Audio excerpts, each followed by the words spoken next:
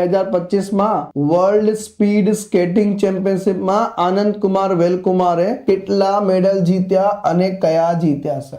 2 gold અને 1 bronze medal જીતે છે. તો ભારતના આનંદ કુમાર વેલકુમાર જે છે 1000 મીટર સ્પ્રિન્ટમાં ગોલ્ડ જીતે છે, 42 કિલોમીટર મેરેથોનમાં જે છે ગોલ્ડ મેડલ જીતે છે. વિચાર કરો, સ્કેટિંગમાં જે છે સાહેબ, સ્કેટિંગ પર 42 કિલોમીટર દોડવું સાહેબ નાની મોટી વાત તો છે નહીં મિત્રો. અને 500 મીટર સ્પ્રિન્ટમાં પણ જે છે સાહેબ ગોલ્ડ, અહીંયા બ્રોન્ઝ મેડલ જીતે છે. તો ખરેખર જે છે ધન્યવાદ, અમને જે છે અભિનંદન. અને ભારતમાં જે છે પહેલી વખત આવા ચેમ્પિયન આપણને પ્રાપ્ત થયા છે સાહેબ.